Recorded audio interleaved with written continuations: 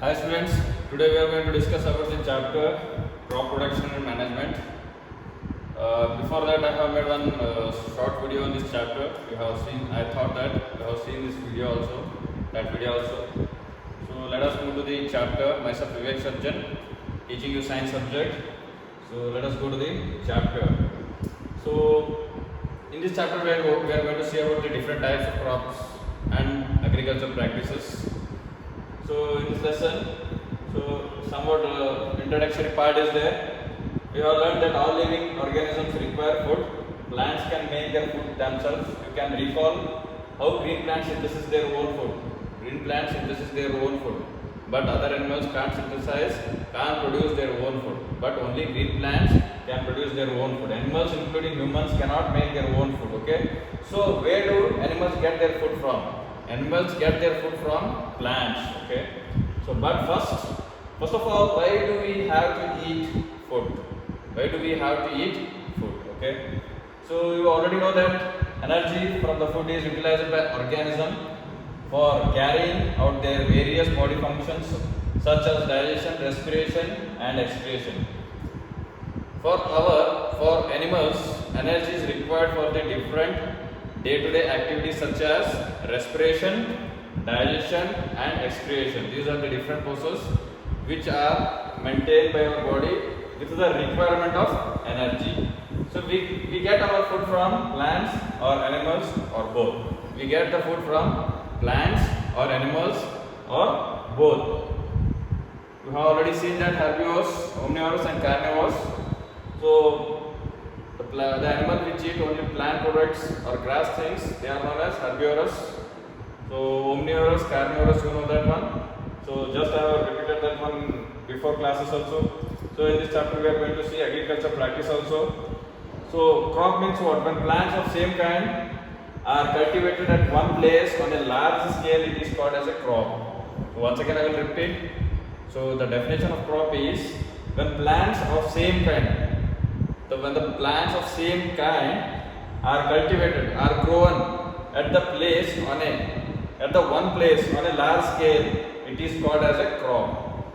The plants of the same kind are cultivated or grown on one place on a large scale, that is known as crop. For example, crop of wheat means that all the plants grown in the field are that of wheats. If we take one field, if we grow the same plants in that particular field, then that type of field is known as, or that type of crop is known as particular wheat crop. Okay. So you already know that crops are of different types like cereals, vegetables, and fruits. These can be classified on the basis of the season on which they are grown. So crops are divided into different groups. They are cereals, vegetables, fruits. So like that we have classified in different ways, and these crops were grown in the particular seasons. Okay. So India is a vast country. The climate conditions like temperature, humidity, and rainfall vary from one region to the another. Accordingly, there is a rich variety of crops grown in a different part of a country. So despite this diversity, two broad cropping patterns can be identified. These are, so India is a very vast country. We have different types of climatical condition in this country. So the results will vary from one type of climatical condition to the another type of climatical condition. Okay. So the majorly crops are divided into two types. They are kharif crops and rabi crops. Okay. So what do you mean by kharif crops? The crops which are sown in the rainy season are called kharif crops. Okay. The crops which are sown andre bittodu. Okay. The crops which are sown in the rainy season, that type of crops are known as kharif crops.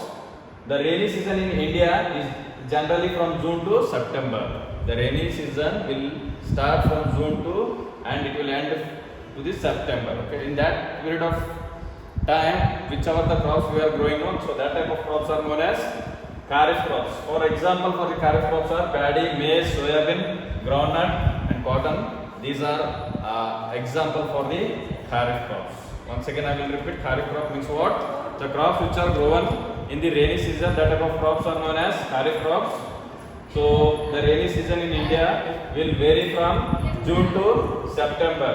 Example for the kharif crops are paddy, soybean, groundnut, maize, cotton. These are the example for the kharif crops. And another one type of crops are rabi crops, the crops which are grown in the winter season. The crops which are grown in the winter season. The winter season varies from October to March. Okay. The crops which are grown in the winter season in the time period of from October to March are called rabi crops. For example of rabi crops are wheat, gram, pea, mustard and lentil. These are the different examples for the rabi crops. Kharif means they are grown in the rainy season. So rabi crops means they are grown in the winter season. So you know that kharif crops are grown from June to September and rabi crops are grown from October to March. Okay, and you know that different example for the rabi crops and kharif crops also. So besides these, pulses and vegetables are grown during summer to many places. So in the summer period, the farmers will grow vegetables, pulses in the summer at the different places also. So next we are having basic practices of crop production.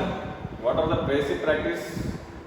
So here, if you want to grow any crops, then we have to prepare for these major 7 procedures. They are initially for growing any crops, we have to preparation of soil should be taken. We should make the preparation of soil for growing the crops. After that preparation of soil, we have to sow. Sowing process will be starts. Bittodu, bittanike anta ಹೇಳಿ ಕರಿತೀವಿ. Okay, adding manure to the fertilizers.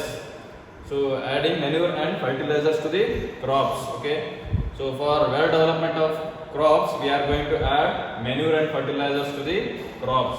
And next we have to provide the water system, that is known as irrigation. Irrigation means we have to supply the water to the different crops which are grown in the field. Okay, by the help of wells, canals, so bore wells, so 2 wells are there. So like this we are going to provide the irrigation system to the crops. And next procedure is protecting from weeds. So weeds are the undesired crops which are grown with the desired crops. Okay, ನಮಗೆ ಬೇಕಾದಂತ crops ಜೊತೆ ಬೇಡವಾಗಿರತಕ್ಕಂತ crop ಅನ್ನು ಬೆಳೆಯುತ್ತೇವೆ, ಅದಕ್ಕೆ ನಾವು ಕರೀತೀವಿ ನಾವು weeds ಅಂತ ಹೇಳಿ ಕರೀತೀವಿ. Protecting from weeds. The main crops are protected from the weeds.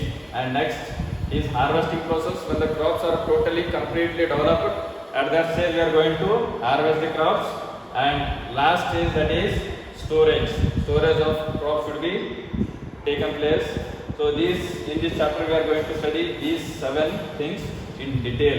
Okay, so we are going to see this major 7 steps one by one. First one is preparation of soil. The preparation of soil is the first step before growing the crop.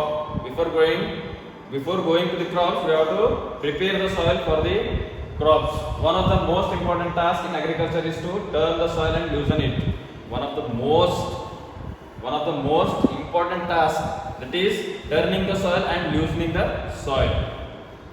So this allows the roots to penetrate deep into the soil. Due to the loosening of soil, the crop roots will easily penetrate into the soil. The loose soil allows the roots to breathe easily even when they go deep into the soil. So see, once again I will repeat. The loose soil allows the root to breathe easily even when they go deep into the soil. So why does the loosening of soil allow the roots to breathe easily? So why means there is a gap takes place while loosening the soil. The gap holes will present.